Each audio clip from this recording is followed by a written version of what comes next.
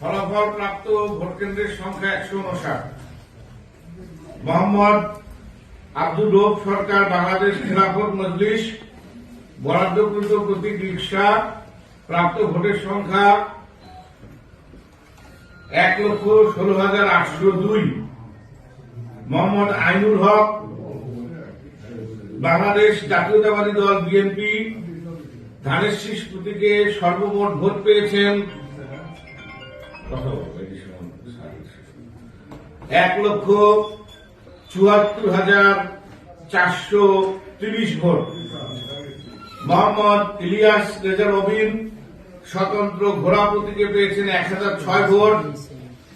মোহাম্মদ ফজলুল হক জাতীয় পার্টি লাঙ্গল প্রতীকে পেয়েছেন 1658 ভোট।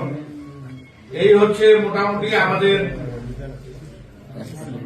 সিরাজগঞ্জ 3 অর্থাৎ নির্বাচনী এলাকা 64 সিরাজগঞ্জ 3 প্রাথমিক বেসরকারি ফলাফলে মোহাম্মদ আইনুল হক বাংলাদেশ জাতীয়তাবাদী দল বিএনপি ধানের শীষ প্রতীকে 1,74,430 ভোট পেয়ে বিজয়ী হয়েছে।